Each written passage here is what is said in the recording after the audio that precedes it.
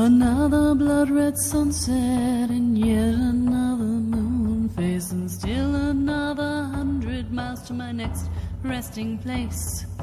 Driving down the road, eyes on the horizon. Within my car, I'm all alone, but feeling good and feeling strong, knowing that this path I'm on brings me to myself. I'm driving. Hey now all, I'm Joey C. Welcome back to another episode of Spirit Sherpa. This is the show that helps and encourages you on your journey to unlock your magic mojo. With me, as always, is the spirit doctor, Kelle Sparta. Hey, Kelly. Hey, Joey. What's shaking bacon? They're working on my house on the house next door to me. Oh? Yeah. That's, finally. That's fun. Wait, what are they doing in the house next door to you? Oh, well, I when we bought the house, it was next door to a derelict house. Oh. Yeah. So they're prettying it up. So they're actually renovating it. And so it doesn't look like we live next to a haunted house anymore. Well, it still does, but it looks like a haunted house that's being worked on. So, well, that's fun, but it's also sad because living next to a haunted house would be awesome. You've lived in haunted houses, so never mind. Well, it isn't actually haunted, or else it would be cool. But It's just, filled with a lot of feral cats. So, but hey, it got me a really good price on this house. So I was just going to say that. And the neighbors have been really quiet. So. Because they're just feral cats. Because they're just feral cats, yeah. Awesome. Hey, Kelly. Yeah. We are continuing on the Chakra Series today. I know, right? This is exciting. We're getting down to the nitty gritty, man. Well, we're into the scary ones. Yeah, I was just going to say that you had mentioned that this is one that sort of ties, connects, links, all of it's coming to here. Yeah. Where are we? We're in the third chakra.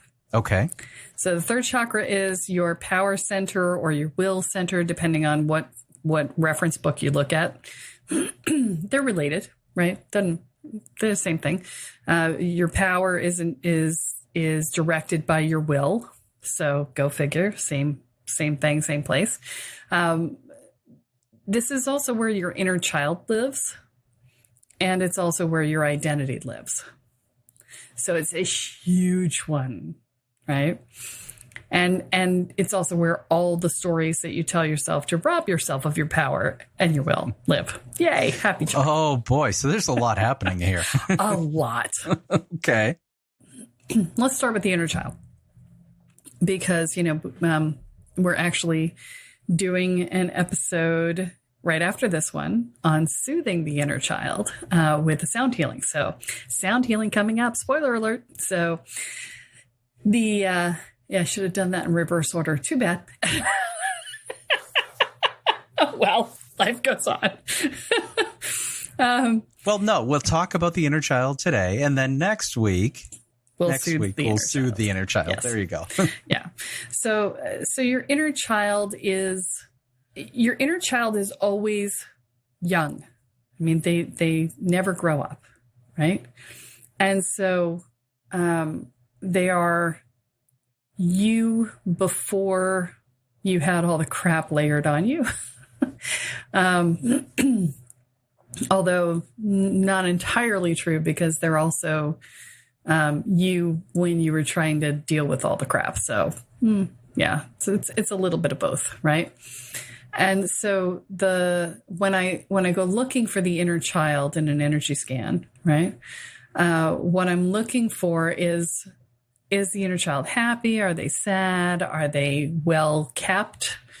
Are they in a room that has toys and a bed and, furniture? Or are they in a dungeon and their clothes are filthy and ragged and tattered and they're crying in the corner, Or are they running up and down the hallways completely out of control?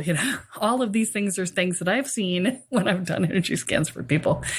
And so, generally we're looking for the state of mind of the inner child, right? And the state of being. How well are they being cared for?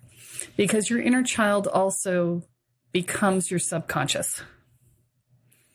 And so they're effectively the same thing. And they're effectively the id if we're talking Freudian psychology. And so, you take all of these things and smush them together, and that's kind of how we get to the inner child work, right? When you've grown up in an environment that was not so optimal, your inner child gets a little challenged, right? And so then it's a matter of how do you address that?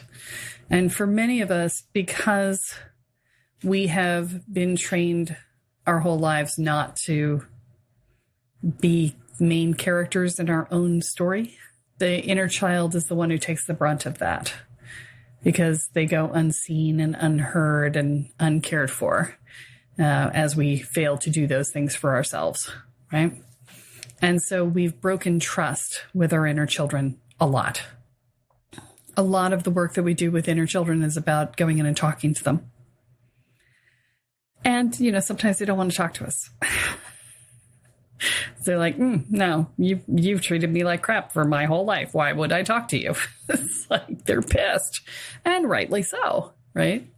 So, a lot of the times it's a matter of just sitting with them and being with them and letting them be angry and just coming back over and over and over again and proving that you're going to show up, proving that you're going to be there, until they finally capitulate and say, okay, all right, fine, I'll talk to you. And then you may have a negotiation process to go through. They may still want to say, you suck. You may have to go, yeah, I do. I'm so sorry. And then they go, well, I don't know. You still suck. Okay. I'll be here tomorrow. We can talk more about how I suck. Until you get to the point where you're in a relationship with your inner child and you can actually comfort them and, care for them and take care of them in the way that an adult would take care of a child. In a nutshell, without having to go into deep level work on a podcast, which would be unethical and irresponsible. That's the general premise. The next piece is the identity. And the identity is multi-layered for most of us. Okay. Often what I see is the identity that people put forward that they want other people to see. So sort of like the mask or the glamour that we wear. And then there's the real person behind it. Right. So sometimes it's like, the wizard pulling the levers and pushing the buttons and going, pay no attention to the man behind the curtain. Right. And sometimes it's, a cardboard cutout of you and you're hiding behind it. Or oftentimes, oddly, I see, those blow up men that like Gumby that do the dancing thing in front of car dealerships and stuff. Yeah. I see a lot of those. So it's look over here, look at me dance. Don't pay attention to the person hiding behind the wall, right? It's that desire to appear like you got it all together when, the real you is, crying in the corner, right? So when we look at the identity, that's what we're looking for is, are you showing your real authentic self to the world? And if not, what is the image you're putting up there? Right. So the identity, it just lives here because this is where, how do I put this? This is where you interact with the world. This is where we begin to, well, that's not entirely true because fifth chakra, you're doing that as well because you're doing self-expression, right? But it's where you take your intentions to the world, right? Because it's your power and your will center. So it's not the only way you interact with the world, but it's the way that you bring your intentions into being. And it's very hard to do that effectively if you're being someone else. And that includes that glamour. Yeah. Yeah. And there's a lot of reasons why we don't, show our authentic selves, right? And most of them live in this chakra. Okay. Let's see. I'm not worthy, right? We're not worthy. I'm doing Wayne's World. Don't mind me. I'm showing my age again. Anyway, So there's a worthiness issue. There is a not good enough, which goes right along with that. There's a martyr syndrome in here that goes with this tendency to overwork and overdo and sacrifice yourself on the altar of everyone else's happiness, where you come last on your own priority list, right? Which again goes back to good enough and worthiness as well. There is too big, too much. If you had a parent who looked at you and went, "Oh, yeah, you're a lot," you're like, but no, but look at me. That's a 5-year-old narcissist, right? Look at me, look at me, look at me. Ah, you can bet I was too much, but thankfully my mother didn't care. But it was definitely in the too big, too much category for other people. That's in there. And not welcome, not wanted, not important. And then each individual person may have their own stories in here as well, right? So anything we've internalized from someone else, right? So if you had a narcissist in your family, then, the not welcome, not wanted, not important one is probably up for you, right? The not good enough is probably up for you, right? If you had a sadist in your family, then, there could be something around your pain making other people happy, right? If you had someone who withdrew in your family a lot, that they would withhold from you all love, then you could have something in there that was, abandonment, right? And so, or if your parents got divorced, you'd have abandonment in there, right? Because, feel like somebody left you. If a parent died, that can trigger the abandonment piece, right? And in addition to all of this, as though this were not enough, this is also where our rage lives. Oh, yay. My goodness. And with all that fuel. Yes. The rage monster lives, right? And so, this is one of those things that I find a lot with people who come through this sort of environment, is that there is a lot of rage, a lot. And people either acknowledge it or they don't. I was just going to say, and with a lot of folks in this category, there's a lot of repressed rage that lives here. Yes. So most of the people I work with have really got an awareness of their own rage. They're just like, they're not letting themselves be powerful because God forbid they be powerful, and then they lose it because they do, right? Every now and again. And the more power you have, the more likely you're just going to lay waste to the world, right? Yeah. I can't be powerful. I will destroy everything, right? Yeah. But it's actually even worse when you don't acknowledge your rage. Okay? Because one of two things happens. Either you end up super depressed because you've turned that rage inwards, and now you're using it to beat up on yourself. Because some of the rage that we feel is actually internally motivated. It is actually, I didn't protect myself. I didn't speak up for myself. I didn't take care of myself. I didn't. And I'm pissed at me, right? And, some of it is well-deservedly external. It's very easy for it to turn inward and be used to completely destroy your inner sense of self. Acknowledging that it's rage and that it had a reason to be there is super important, right? And the other thing that happens is if you don't acknowledge it, it comes out sideways. So if you're not using it to beat yourself up, then it will come out sideways and you'll be like, who, little me? I didn't know anything about that. What? I didn't do that. I'm not the bull in the china shop. What are you talking about? I just told them that I didn't appreciate that. Yeah, you did it with a snappy tongue and a whip of energy that just sliced right through them. And you just sheared them to within an inch of their lives.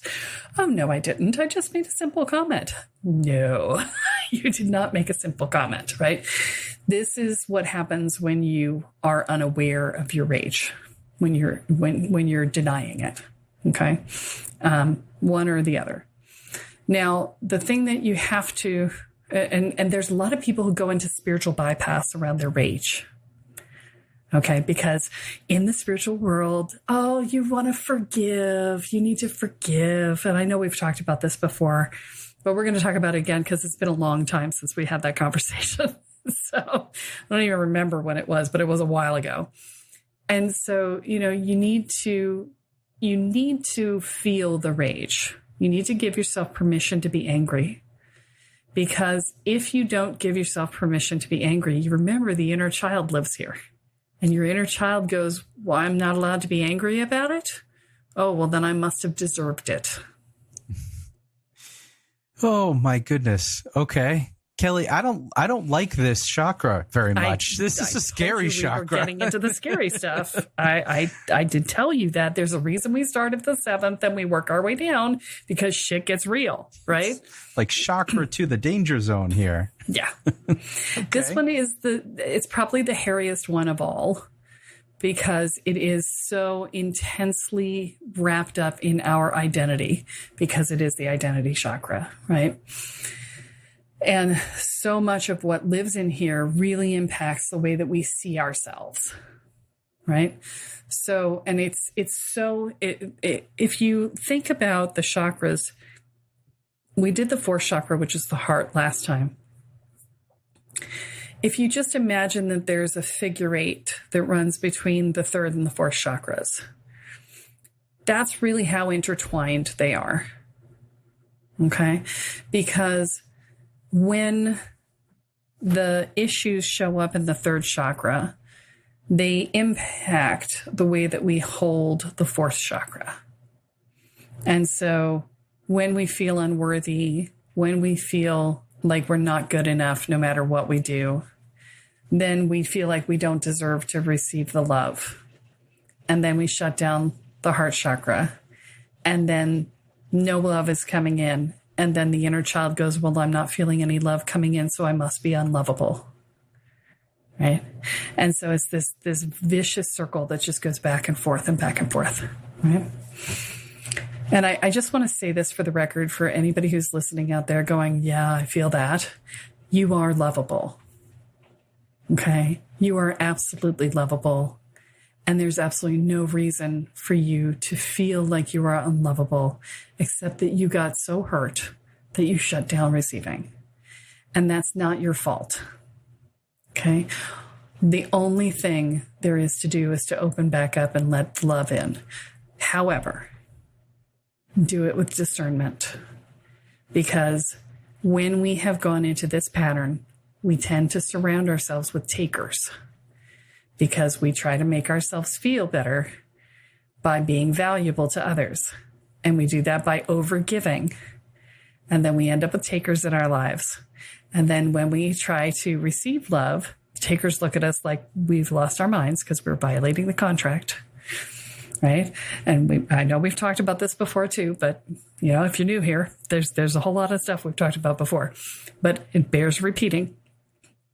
So we violated the contract that says, you give to me and I make you feel good about yourself, right? That's our contract. I don't give anything back to you. I make you feel good about yourself for giving to me.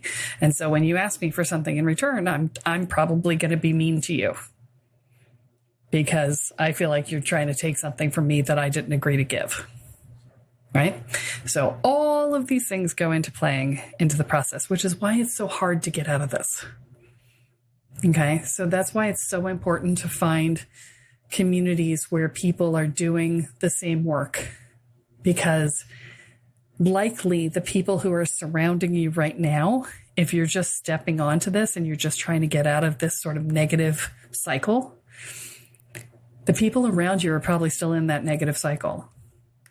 And they're probably still, if you've surrounded yourself with other warrior women, then they're probably going to go, oh, look, you're showing some vulnerability here. Shore that up. Poke, poke, poke, poke, poke. Warrior love, right? Also known as ow, right? Yeah. So the thing that you want to pay attention to as you're going through this is to make sure that you're picking people who are safe to do this work with. As you're trying to let the love in, you want to make sure that you're picking people who are safe. Okay? And so put up little test balloons. See what kind of response you get before you go all in. Because when you're trying to come out of this cycle, if you try to go all in with somebody who isn't safe, it will sabotage your process. So that's the piece to pay attention to when you're looking to let love in, right? And this is what we're talking about with that connectivity of the two chakras, right? 3 and 4. Yeah, exactly. And we've talked about worthiness not actually being a thing, right? In a previous podcast episode too. So, we've done so many episodes that but it bears repeating because, we've done this is 156, 157. Yeah. Mm-hmm. So we're in fact, this is our 3-year anniversary of this podcast. And so happy anniversary, Joey. Happy anniversary to you. And so my goal is to try and put everything in context for you, right? To get you to understand how everything interrelates so that you understand that this isn't just that you've gone nuts, right? Because so many of us feel like, oh my God, if anybody knew what was going on in my head, I would be institutionalized because, you have arguments in your head with people who aren't there all the time. And then you never say anything out loud to them, right? Until you rip their heads off, right? Because they pushed you one step too far, right? Or you've got this constant neediness that shows up in relationship where you're just like, I need to know what you're thinking at every moment because, oh my God, what if you leave me, right? There's that. There's the fantasy thinking when you get into a new relationship of, oh, this is the person I'm going to marry. We will live happily ever after. I know I just met them 5 minutes ago, but I can feel it, right? There's so much and the hypervigilance and tracking every single person who's in the room and where they came from, where they're going and how they're feeling, right? There's so much insanity that runs through the traumatized brain. There is so much that we go into because of this process that we've been through as children. And there's so much insanity that runs through our brains as a result of it. And so it is simply a matter of coming to understand that you're not unusual, right? You're not alone. This is the stuff that runs through all of our heads. This is the stuff that we all deal with. We all have some version of this, right? And so it helps a lot to know that it is not just your personal insanity, right? So, and I would presume that it helps to know that it doesn't have to be this way either, right? That there is a solution. Okay, so let's go with that as we're coming sort of to the end of time here. There's a lot of stuff to do in this particular chakra. What are some things that people can do to start and focus on this work and actually even identify what the work is that they need to do? Because it's pretty tumultuous in there. It's hard to even tell where to start. Yeah, it is. So, number one, sit down with your inner child. Just, imagine them sitting in front of you and get into a relationship with them. Okay. And that's just imagining it, just sit down and be quiet and talk to them. Number two is be really honest with yourself about whether or not you're being authentically you. Number three is notice where you get triggered, right? Because where you get triggered is where your buttons are. Where your buttons are is where your stories are. That's where their work is. Right? And that's where their work is. Yeah. Right. So, the thing about a trigger, and this is the key, a trigger fueled by a story. So a story is not actually a story. It's a phrase. Okay. So if you say, well, I'm triggered because so-and-so did X, Y, Z, and they did this and they did that and they did, no. That is not what your story is. Your story is, I feel unimportant, or I feel like I'm not good enough. If it is not an I statement, it is not a story. Okay. So try to boil them down to their component parts so that you can get to the root of the issue. Okay. And, those are really, and the rage is, we talked about that with Hannah, and dealing with that with the episode with Hannah, which was, I don't know, like a month and a half, 2 months ago. Right. That piece is there. That's as much as I can give you on a podcast, really, because, this, when we start getting into this work, it gets deeper, right? And it gets more complex, and it gets more interrelated with a whole bunch of other things. And there aren't simple answers from this chakra down. There are no simple answers. And that was what I was going to ask is, so you do work with people to help them find out where sort of directionally they can go, whether it's a discovery call, an energy scan. These are things where you're sort of helping them set their journey roadmap, if you will. That would be something that would fit in here as well, right?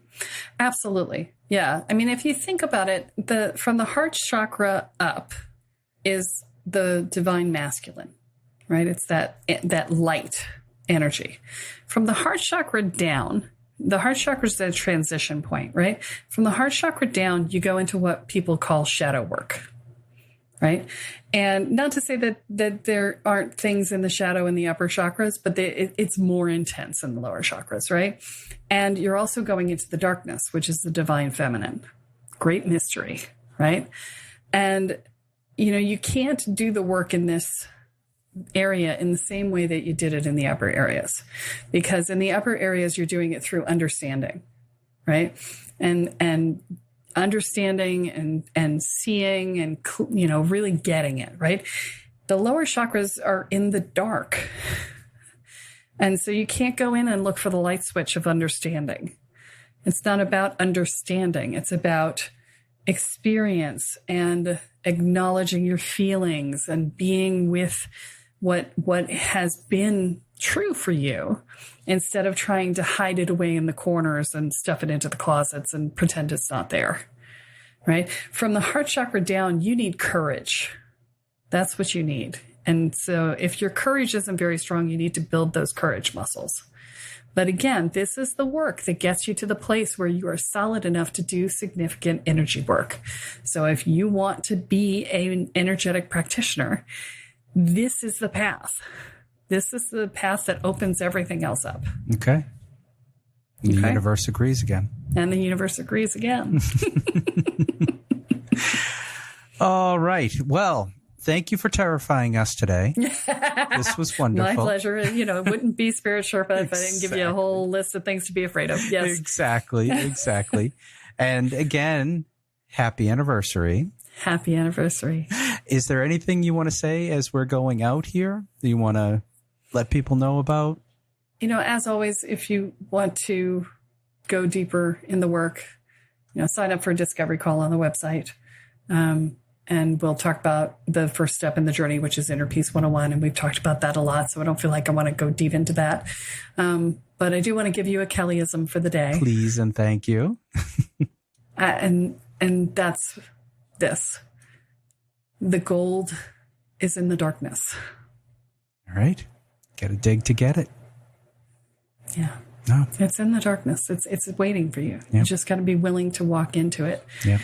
The only monster in there is you. And sometimes that can be the most scary monster you face. Yeah. All right. Well, thank you very much, Kelle. And thanks, everybody, for joining. That is all that we have for this week. But be sure to join us next time as Kelle adds another chapter into your guide to energy, magic, and the spirit world. I am Joey C., here with Kelle Sparta, and you have been listening to Spirit Sherpa. So long, everyone. Bye. Each mile I travel over 13,000 now. Spirit Sherpa is the sole property of Kelle Sparta Enterprises and is distributed under a Creative Commons BY-NC-ND 4.0 license. For more information about this licensing, please go to www.creativecommons.org. Any requests for deviations to this licensing should be sent to kelly@kellesparta.com. To sign up for or get more information on the programs, offerings, and services referenced in this episode, please go to www.kellesparta.com. This episode of Spirit Sherpa has been produced by Honu Voice Productions, with post-production by Christopher Wright. Into my home and my love and my life